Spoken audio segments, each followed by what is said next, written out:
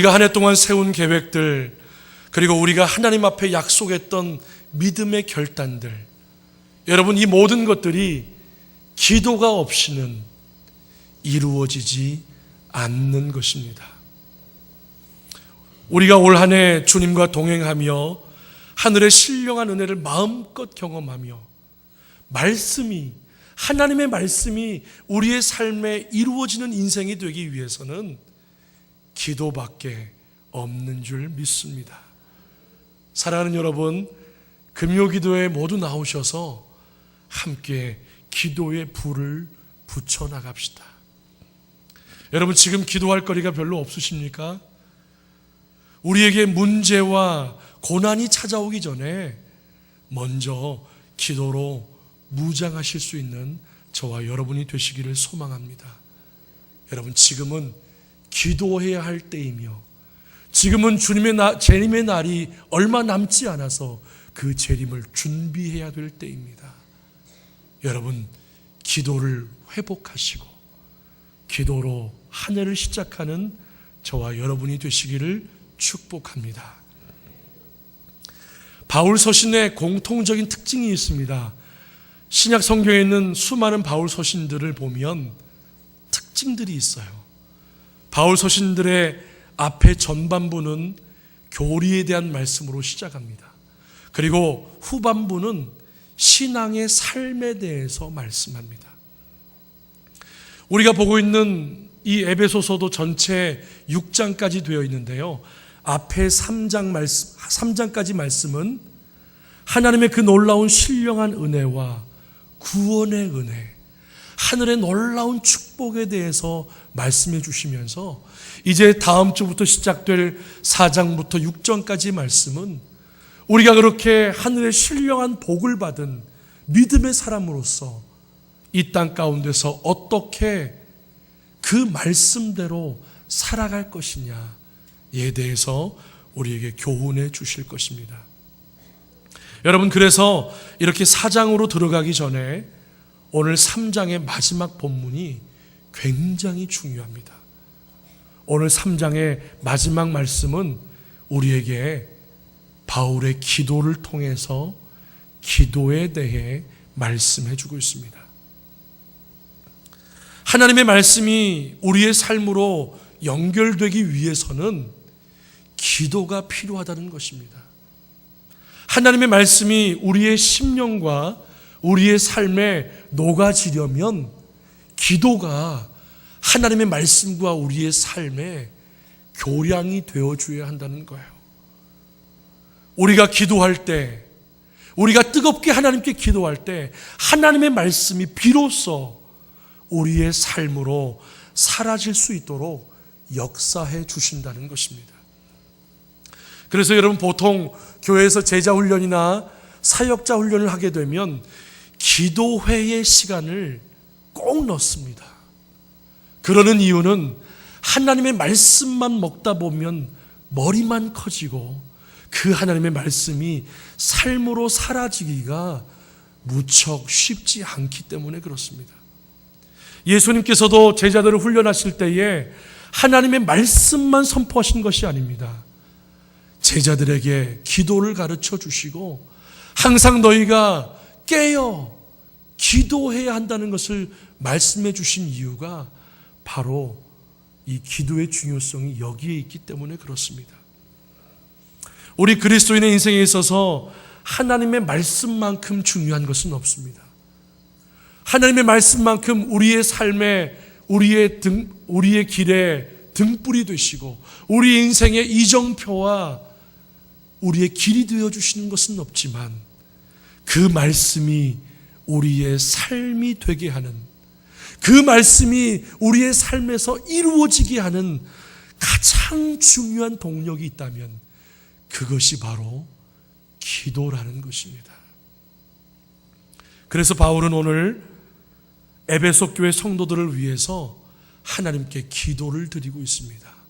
그것도요, 무릎을 꿇고 하나님께 기도하고 있습니다.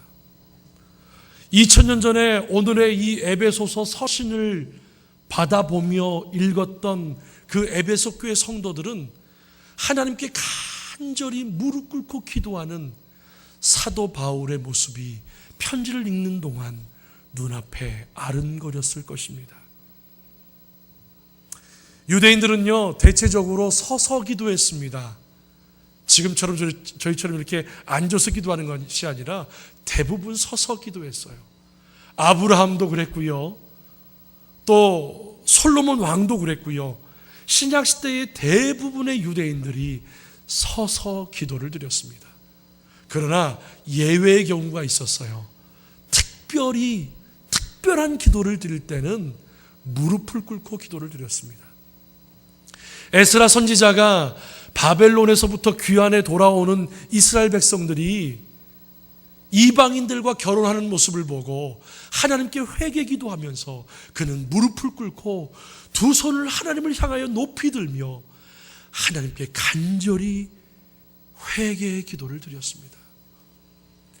예수님께서도 십자가를 지시기 전날 밤에 겟세마네 동산에서 기도하실 때에 무릎을 꿇고 얼굴을 땅에 대고 땀방울이 핏방울이 되도록 주님께서는 간절히 기도하셨습니다.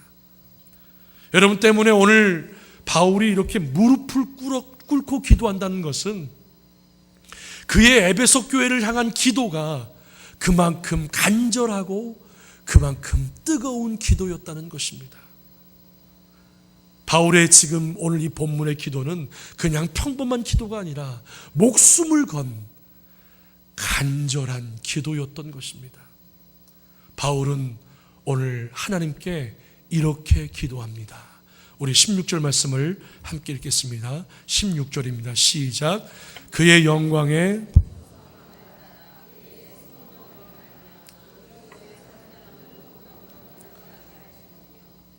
바울은 지금 하나님께 기도합니다.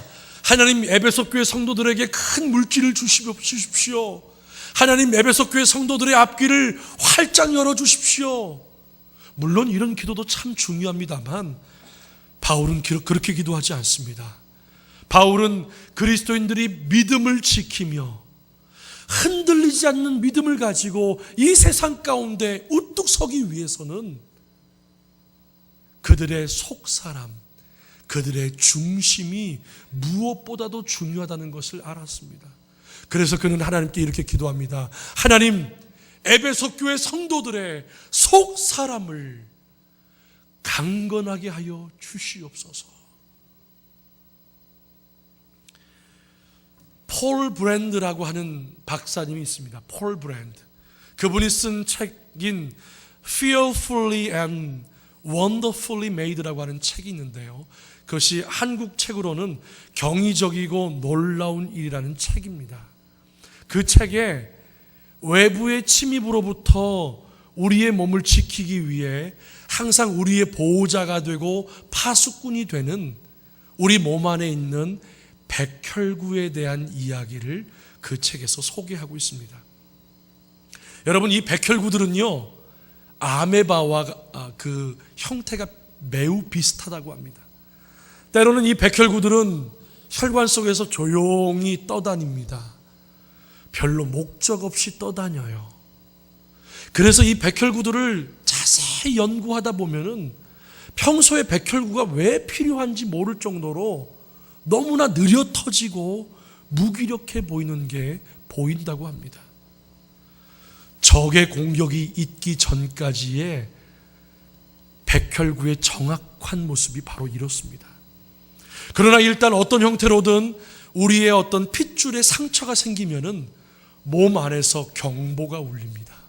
그러면요, 정처 없이 떠다니고 있던 백혈구들이 그 즉시 떠다니는 걸 멈춥니다. 그리고는 마치 냄새라도 맡은 것처럼 떠다니는 것을 멈추고는 사냥개가 토끼를 잡기 위해서 쏜살같이 달려가는 것처럼 이 백혈구들이 그 상처난 부위를 향해서 쏜살같이 모여든다고 합니다. 그렇게 백혈구들이 도착하게 되면 몸에 들어온 세균과의 전쟁이 시작된다고 합니다. 적을 발견한 백혈구들은요, 그 녹색 세균 덩어리들을 향하여 돌진을 합니다. 여러분 그 영안실에 가거나 이렇게 시체실에 가면 시신이 이렇게 흰 천으로 쌓여 있는 것처럼 이 백혈구는 그 세균을 싼다고 합니다. 쌓고 나서 미량의 화학약품이 분출이 되어 가지고 그 안에 있는 그 세균 안에서 폭발을 일으켜서 순식간에 그 세균들을 파괴한다고 합니다. 그 일이 불과 30초에서 1분 안에 이루어지고 그렇게 해서 세균은 다 없어지고 백혈구만 남게 된다고 합니다. 여러분, 우리의 몸이 외부로부터 공격을 받게 되면요, 우리의 몸은 평상시 기능 가운데서 위험으로부터 자신을 지켜내기 위해서 기능이 업그레이드 됩니다. 강화가 돼요. 그러면서 몸 안에서 저항이 시작됩니다. 여러분, 이것이 바로 안으로부터 강해지는 거예요. 여러분, 이 백혈구의 모습은 어쩌면 우리 그리스도인의 믿음의 모습과 너무나 유사한 모습을 가지고 있습니다. 그리스도를 믿는 성도들은요, 우리 안에 있는, 우리 안으로부터 찾아오는 수많은 유혹과 많은 것들의 공격을 받습니다. 그리고 또한 세상으로부터 오는 공격과 사탄으로부터 오는 그 영적인 공격을 우리는 늘 안팎으로 당하며 삽니다. 이렇게 공격을 받을 때 우리는 반드시 저항하고 힘을 모으며 우리 안으로부터 강해져야 하는 것입니다. 인생에 찾아오는 수많은 크고 작은 문제들을 해결할 수 있는 유일한 성경적인 방법이 있다면 바로 성령 하나님께서 우리에게 힘을 주시고 능력을 주셔서 우리의 속 사람 안에 믿음의 저항력을 키우는 것입니다. 여러분, 바로 이것 때문에 사도 바울은 오늘 이렇게 기도하는 것입니다. 그 영광의 풍성을 따라 그의 성령으로 말미암아 너희 속사람을 강건하게 하시기를 내가 기도하노라. 하나님의 말씀은요, 성경은요, 우리의 문제를 지워버리지 않습니다.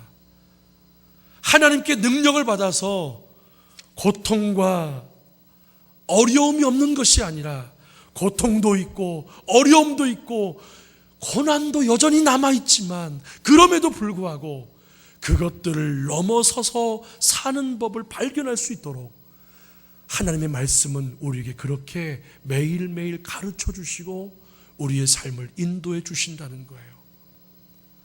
여러분, 그렇다면 우리가 어떻게 해야 실제적으로 우리의 속사람이 강건해질 수 있을까요? 여러분, 어떻게 해야 우리에게 다가오는 수많은 안팎으로 다가오는 영적인 도전들 속에서 우리의 속사람이 흔들리거나 무너지지 아니하고 그 영적인 도전들을 넉넉히 이기고 든든히 요동치 않고 서 있을 수 있을까요? 내면 세계의 질서와 영적 성장이라는 책에 보면은 한 이야기가 나옵니다. 잠수함 이야기인데요.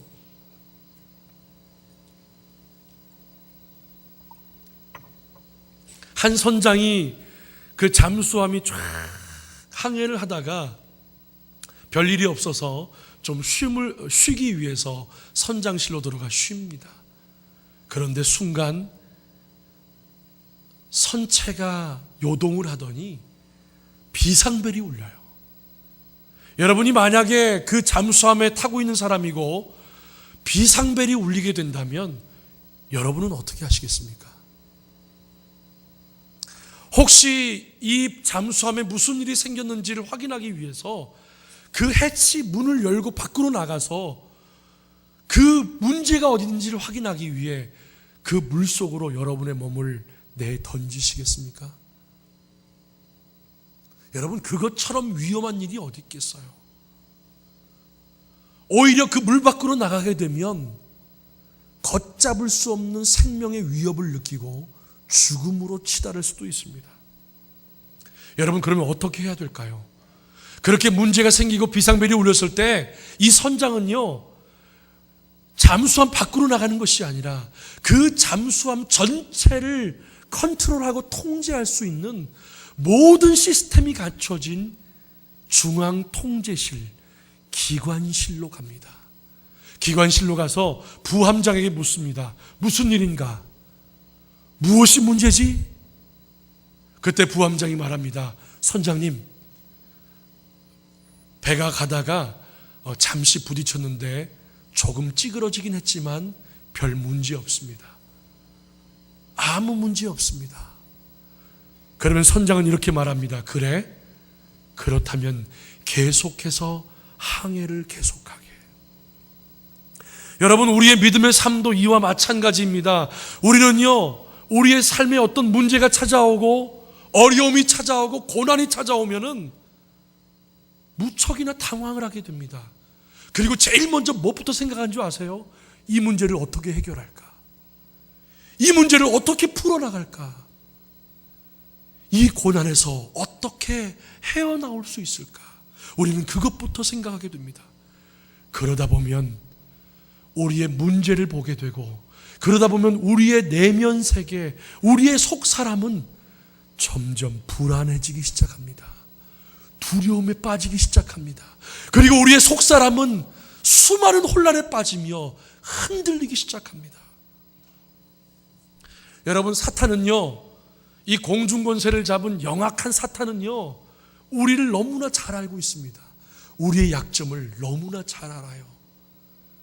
우리의 중심, 우리의 마음, 우리의 속 사람만 무너뜨리면 삶의 모든 것을 다 무너뜨릴 수 있다는 것을 정확하게 알고 있습니다. 그래서 우리의 속 사람을 뒤흔듭니다. 그래서 여러분, 우리의 삶에 문제가 찾아왔을 때, 고난이 찾아왔을 때 우리가 가장 먼저 돌아보아야 할 부분은 우리가 이 문제를 어떻게 풀어야 할 것인가가 아닙니다. 바로 우리의 내면 세계를 들여다보아야 합니다.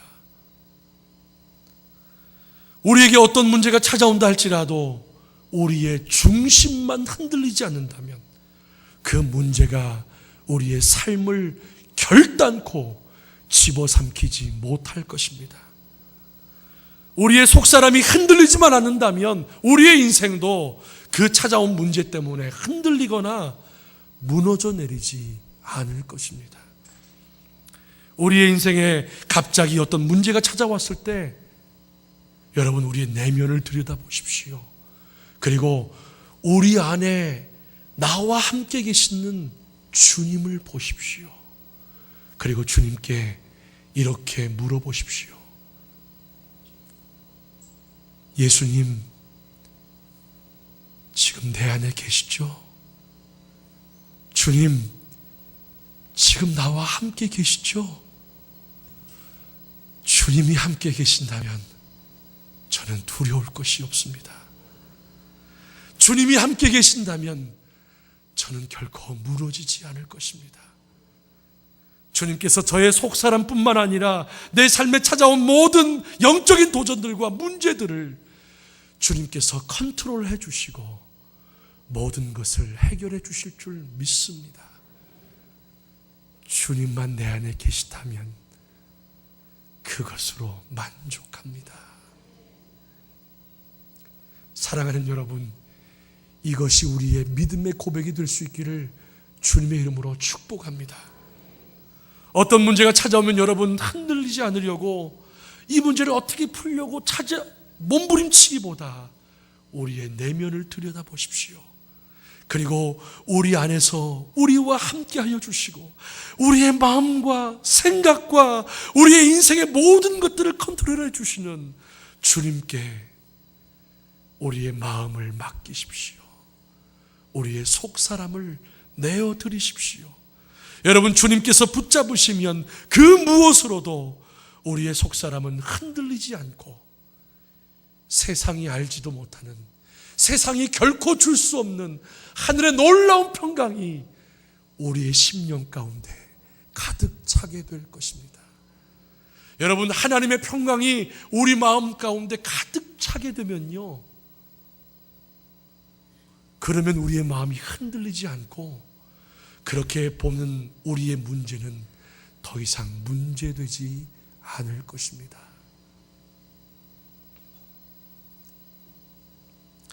사랑하는 여러분, 바울은 계속해서 에베소 교회 성도들을 위해서 하나님께 간절히 기도를 드립니다. 우리 18절과 19절 말씀을 함께 읽겠습니다. 시작. 능히 모든 성도와 함께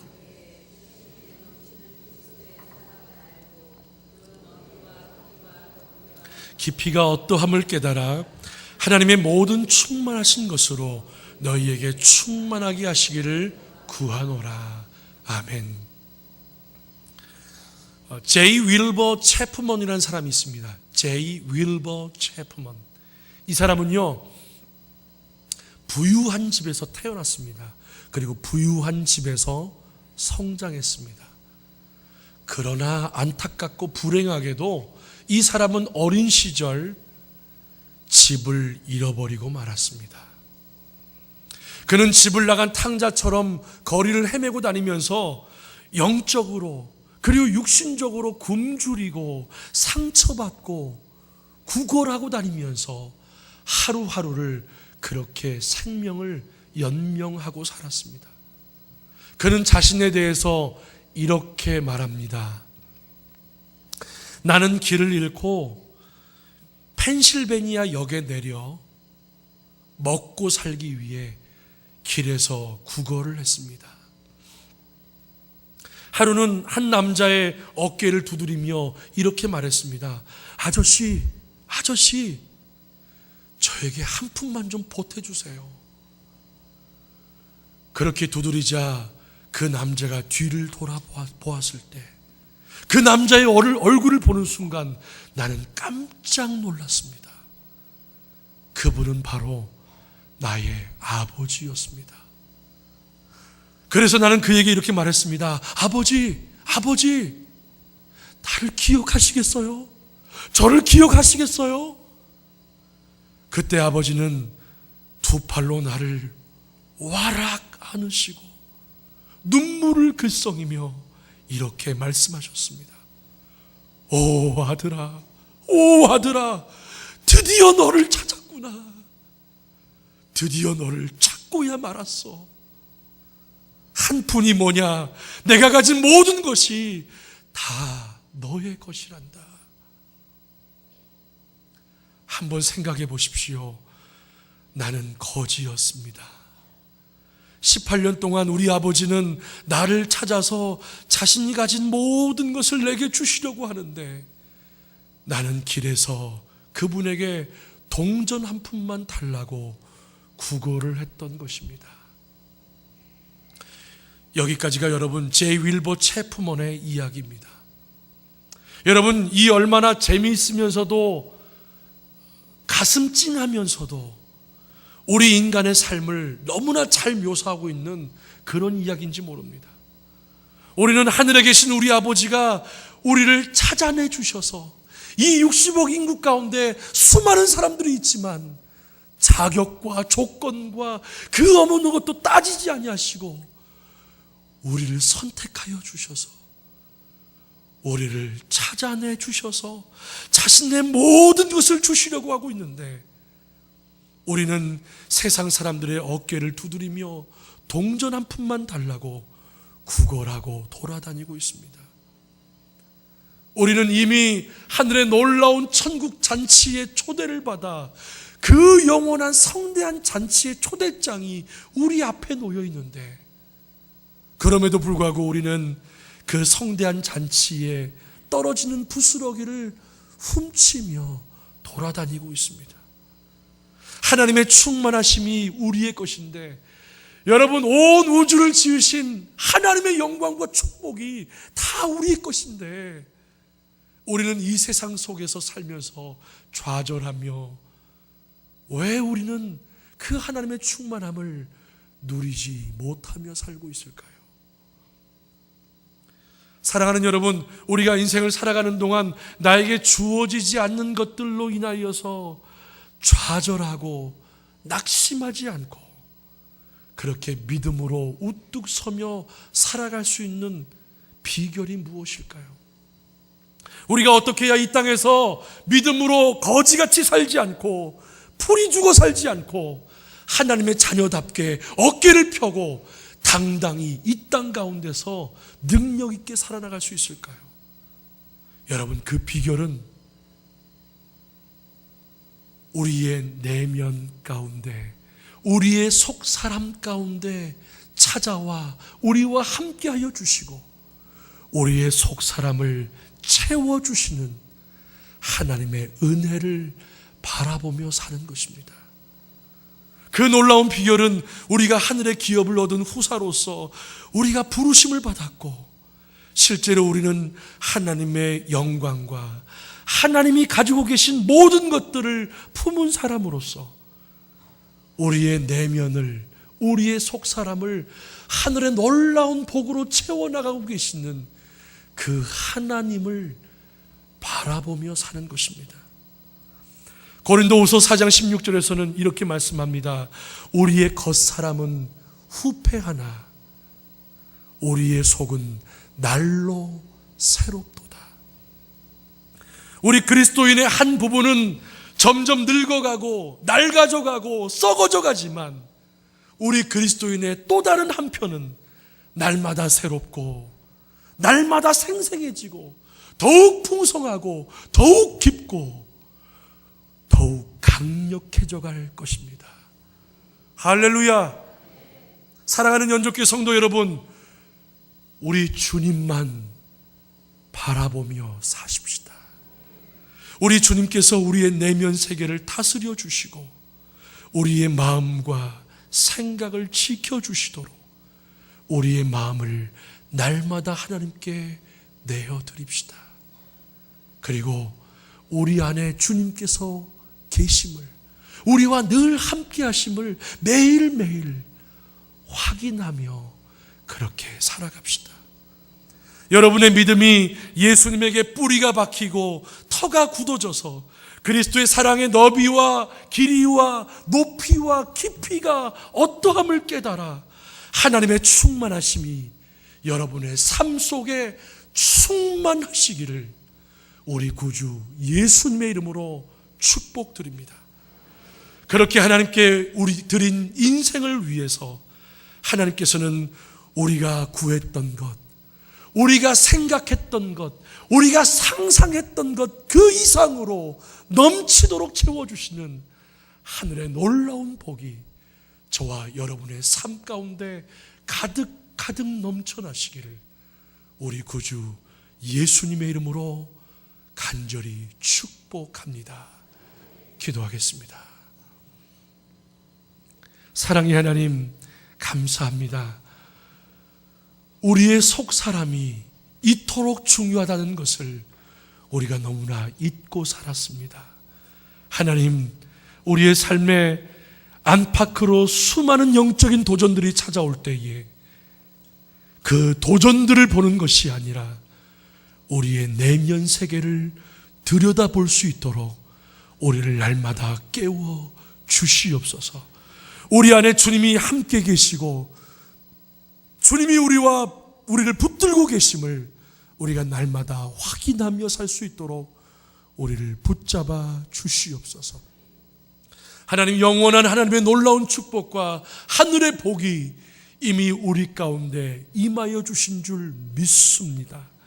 그 복을 날마다 기도하는 가운데 찾게 하여 주시고 발견하게 하여 주시고 무릎 꿇고 기도하는 가운데 그 놀라운 복이 우리의 삶 가운데 이루어지도록 하나님 역사하여 주시옵소서.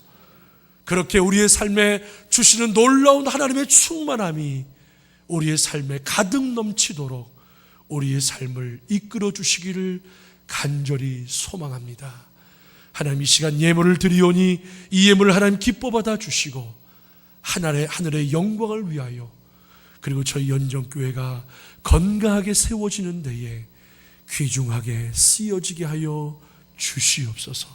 감사드리며 예수님 이름으로 기도하옵나이다. 아멘.